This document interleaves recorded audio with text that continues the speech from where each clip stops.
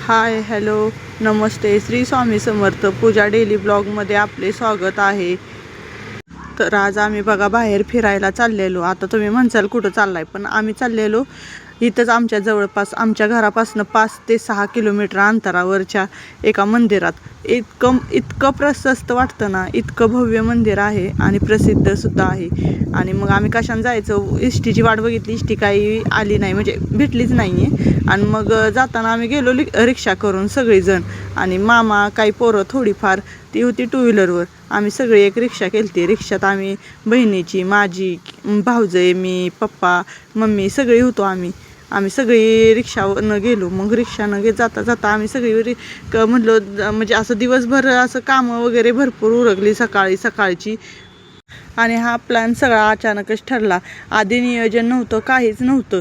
सगळं म्हणजे असं मला एकतर कंटाळा आलता बसून बसून काय करायचं, म्हणून आमची भाऊजाई म्हणली चला आपण जाऊया कुठं तर फिरायला, म्हणून आम्ही फिरायला निघालेलो।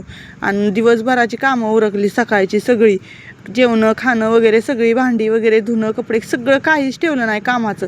मग सगळी कामं उरकल्यानंतर असं बसलेलो सहजच, तर मग म्हणली चला जाऊया आपण चापळला। म्हणल्यावर म्हणलं चला चापळ, आमच्या गावापासून 5-6 किलोमीटरवर चापळ हे गाव आहे।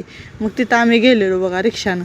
आणि कसं असतं, इथनं जायचं वगैरे काय नाही, टू व्हीलरवर पण जाऊ शकतो, पण कसं 2-2 हेलपाटे करण्यापेक्षा आपलं रिक्षानं गेल्यावर सविस्तर पडलं, म्हणून आपल्या दारातनंच रिक्षा केली आणि गेलो बघा। जाताना बघा ही हिरवी झाड, आणि इथल्या आमच्या घरातल्यापेक्षा का नाही तिथं इतकं भारी आणि इतकं गार वाटत होतं, कारण का तिथनं आहे ना कोयना धरण हे जवळ आहे त्याच्यामुळं। आणि तुम्हाला जाताना हे बघा रस्त्यावर सगळं हिरवंच दिसत असेल, कारण का इथं एकदम गारवा आणि एकदम हिरवं आहे।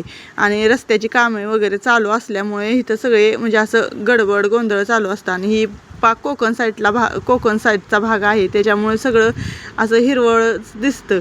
आणि कसं असतं बघा, किती जरी झालं तरी हिरव्या ठिकाणी आपण चाललोय किंवा वाऱ्याच्या ठिकाणी, इकडं पावसाच्या गर्दीच्या इकडे चाललोय म्हणल्यावर एकदम हिरवळ दिसतं। ही बघा गाडीवरनं येत होती तिघं मामा भाचं। मग आम्ही म्हणलं चला तुम्ही पुढं, आम्ही आलोच, आम्ही पोचतो। मग आम्ही पोचलो बघा तिथं। थोडाफार इकडचा तिकडचा व्हिडिओ घेतलाय। आज जरा व्हिडिओ मोठा येईल तुम्हाला, तुम्ही म्हणसाल आता फिरायला गेली म्हणून व्हिडिओ मोठा टाकला नाही, रोजचे पण व्हिडिओ आता मोठे येतील। कसं होतंय, जरा थोडीफार तब्येत वगैरे बिघडली असली ना, तर मग व्हिडिओ असं घ्यायला पण प्रॉब्लेम होतोय आणि द्यायला म्हणजे असं हे करायला पण, त्याच्यामुळं व्हिडिओ कधी कधी छोटे येतात तुम्हाला। आणि आता बघा इथं म्हणलं तर कसं हिरवं दिसते। तुम्ही म्हणसाल खरंच की ही निसर्गरम्य ठिकाणच आहे। हो, खरंच निसर्गरम्य ठिकाण आहे। आणि तुम्हाला 2 पार्टमध्ये चापळ राम मंदिर आहे, तिथं राम मंदिराचे दर्शन 2 पार्टमध्ये दाखवले जातील। आज पार्ट 1 आणि उद्याचा पार्ट 2। आम्ही तिथं पोचलो बघा। तिथं पोचल्यानंतर हे आम्ही सगळे रिक्षातनं उतरलो आणि चला पुढंच मंदिर आहे। आता एक 10 मिनिटं लागत नाही, एक 2 मिनिटाच्या अंतरावर हो काही दिसतंय ना ते मंदिर आहे। आणि त्या मंदिरात पायऱ्या पण नाही त्या, आणि पलीकडनं रस्त्यानं सुद्धा जायला येतं, पण आम्ही पायऱ्यावरनंच गेलो। म्हणजे पलीकडनं जाण्यापेक्षा फर्स्ट म्हणजे असं मेन दरवाजानं गेलेलं चांगलं, म्हणून आम्ही त्या दरवाजानं आत गेलो। आणि तुम्ही म्हणसाल परत हे कसं, आणि तुम्हाला सांगू का, गाव पण लय मोठं नाही आहे बरं का, छोटं आहे पण मस्त आहे एकदम। म्हणजे आम्ही तर सारखंच जातो सोडा आम्ही इकडं आल्यावर, पण मी आता ह्या 5-6 वर्षात काही गेलीच नव्हती। सारखं म्हणजे माहेरला आलं की जायचं काय विषयच नाही, इथनं 7-8 किलोमीटर म्हणल्यावर काही नसतेच। पण आम्हाला कसं होतं माहिती आहे का, आलं की गडबड असती, माघारी रिटर्न जायचं, त्याच्यामुळे जाणंच झालं नव्हतं। यावेळेस जरा निवांत होतं म्हणल्यावर म्हणलं चला कुठंतरी फिरून येऊया, पोरांना पण तेवढंच निसर्गरम्य वातावरणात म्हणजे गेलं तर बरं वाटेल, म्हणून आम्ही सगळे गेलो बघा। म्हणजे सगळेच गेलतो, कोण असं म्हणजे हे नव्हतं। आणि बघा इथं आत पण गेल्यावर इतकं भारी वाटतं ना, देवदर्शन, बसायला असं म्हणजे सगळी व्यवस्था आहे। आणि इथं एका नाही 11 मारुतींपैकी एक मारुती इथं पण आहे चापळमध्ये। आणि चापळच्या थोडा पुढं शिंगणेवाडी म्हणून गाव आहे, तिथं पण एक मारुती आहे। उंब्रजमध्ये पण एक मारुती, म्हणजे असे इथंच 11 मारुतींपैकी 2-3 मारुती इथं जवळपास आहेत आमच्या गावाच्या। आणि हे बघा आमचे हे भाऊ ही सगळे भाचे येऊन आधीच उभे राहिलेले.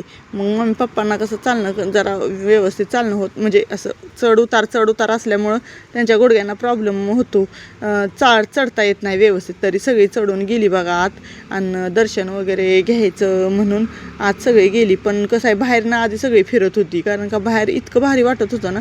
आणि कोरीव काम केलेलं आहे मंदिरावर, एकदम सुबक मूर्ती आहे. राम आणि सीता आणि लक्ष्मणची असे तिन्ही मूर्त्या एकदम प्रसिद्ध आहे. आणि इथं का नाही बाहेरच्या देशावरनं माणसं म्हणजे असं दर्शनाला भाविक येतात. भरपूर म्हणजे भरपूर गर्दी असते.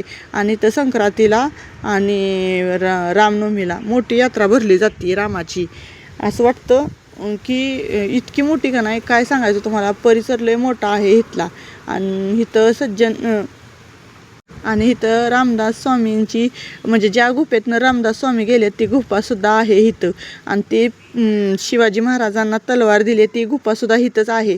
असं म्हणजे भरपूर काही असं बघण्यासारखं आहे इतिहासातलं, की जी ह्या गावात आहे.